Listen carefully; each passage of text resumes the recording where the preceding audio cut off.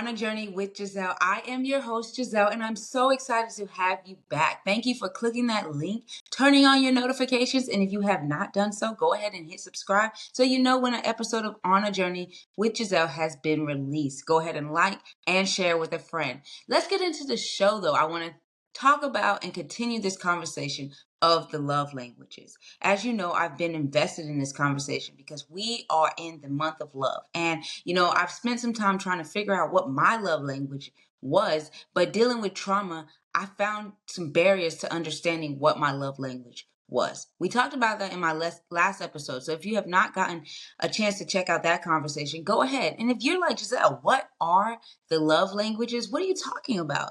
Well, go ahead and check out the first episode in this series of love languages. And I break down the different love languages and how you can apply those in your intimate and professional and friendships. Okay. Because we're all in a relationship, right?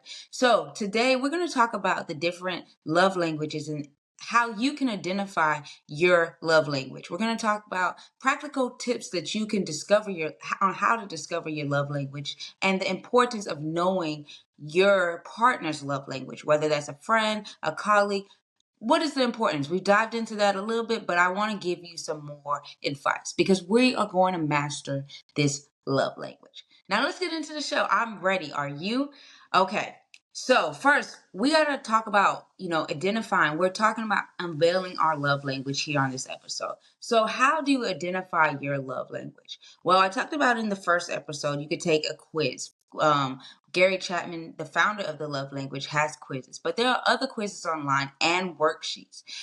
They help you identify, are you a person that likes to help people with taking their groceries to the car? Do you need quality time? So figuring out what area and how you like the different areas of the love language to be displayed. All right. So definitely taking one of those quizzes online or on Dr. Chapman's website or platform. So let's talk about, okay, we know what the love languages are: acts of service, gift giving, personal, physical touch, words of affirmation, and quality time, right? So what is the process, right? What is the process of identifying your own love languages? Why is that important? And why do I need to know what my partner or my, whatever relationship you're in, why is that important? That's important because you want to know how your partner responds. And you also need to know how you respond to love being given to you. You need to pay close attention to what's going on. And there are different ways out there, like we talked about the quizzes that you could take. But another way is to think about if you've noticed your partner and how they respond to a certain love language that you might have tried to express, right? That's something that you could do, is paying attention to the response of your own or your partner's, right? So that's something that you can do to explore that process of understanding your own love language and your partners. Okay. So you like to say, okay, I hear you. I'm going to pay attention. I'm paying attention. But when I figure it out, what do I do? Like, how can I practice practice discovering? And when I figure out my partner's love language, like, what can I do? Well, after you've taken a test, that's or quiz, that is something that's a step. That's a practical step. Next thing you can do is observe your behavior. What you mean, sir? What do you mean, observe my behavior? Okay, so when love is being expressed to you, you want to pay attention to how you feel. You want to, like, when somebody gives you a compliment, like, how does that make you feel inside? Are you defensive? Like, why are you giving that to me?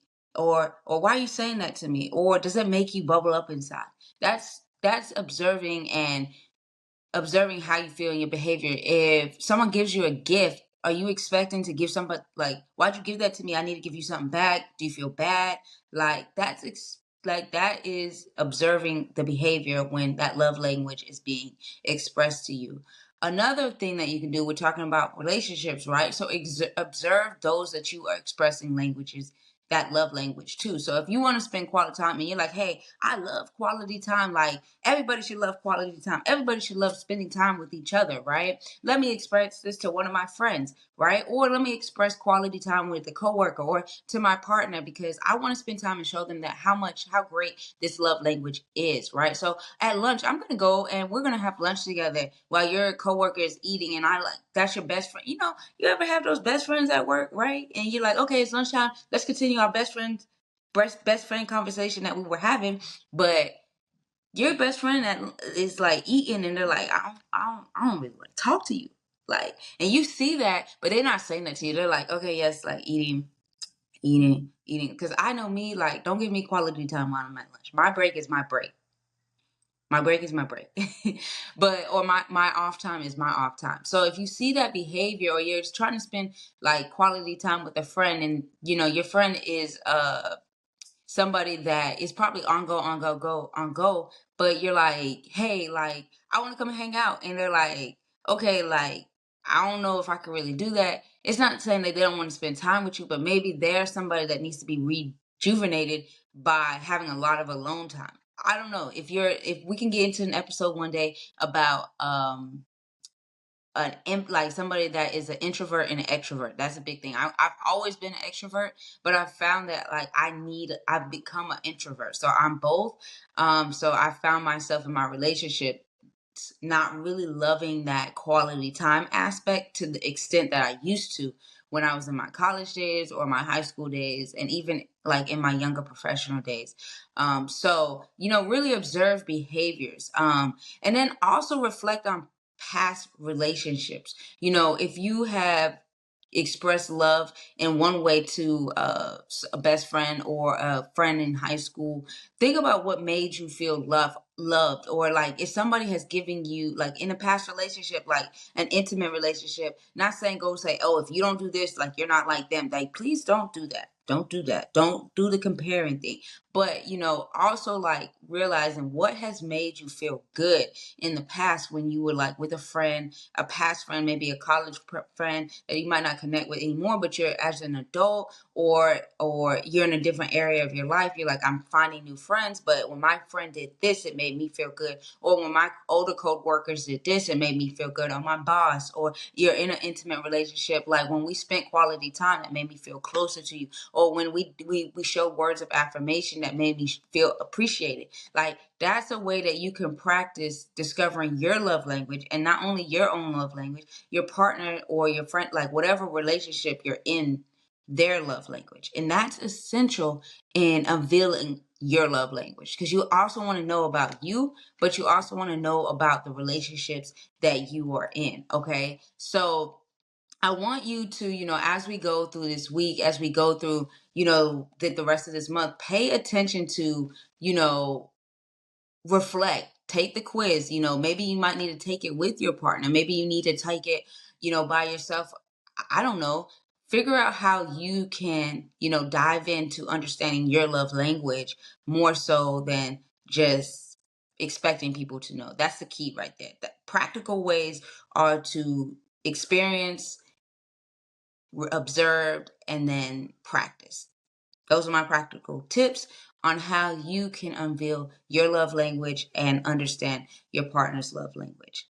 So, as we talk about your partner's love language, why is that important? Like, it's important to know yours, right? We talked about that, so you know how to respond, and we talked about your partner's, but the importance is really you want to know your partner's love language in whatever form of relationship that we're speaking about, because it allows you to meet their needs. Everybody needs met, right?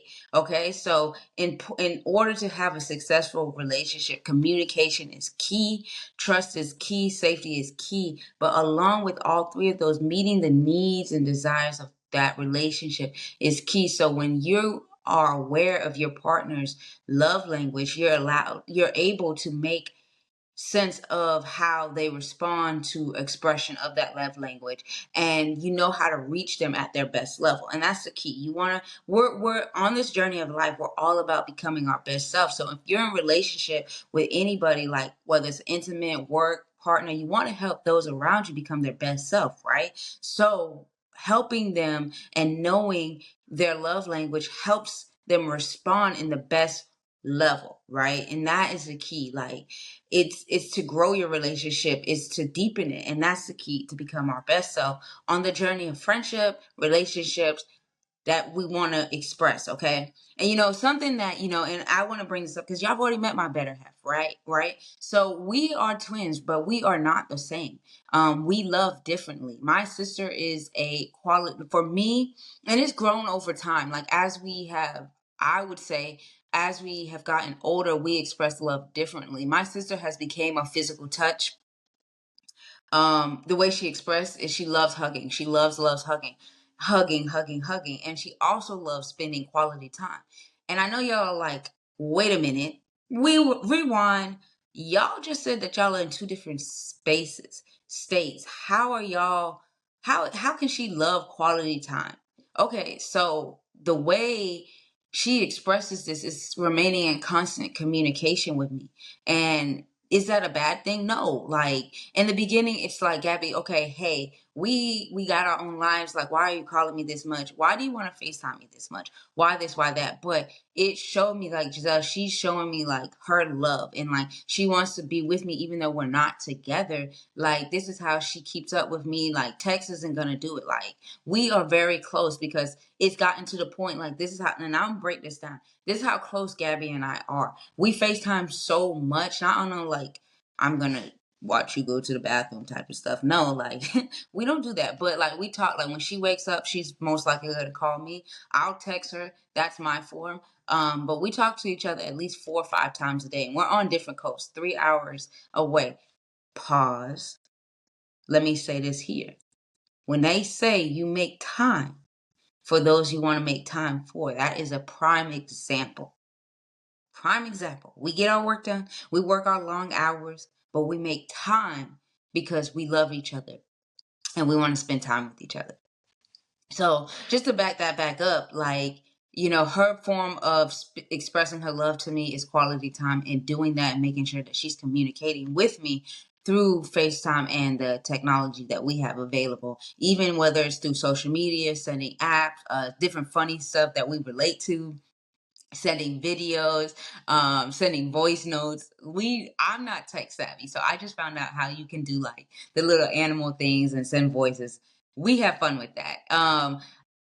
But another thing that I had to adjust to, and this is what, it kind of, she practiced observing my behavior when she did this, was physical touch. We talked about trauma, and we talked about, how that interplays with love language. With my past trauma, like, I'm healing from, you know, traumatic life that I've had, and physical touch has not always been my best suit of expressing love.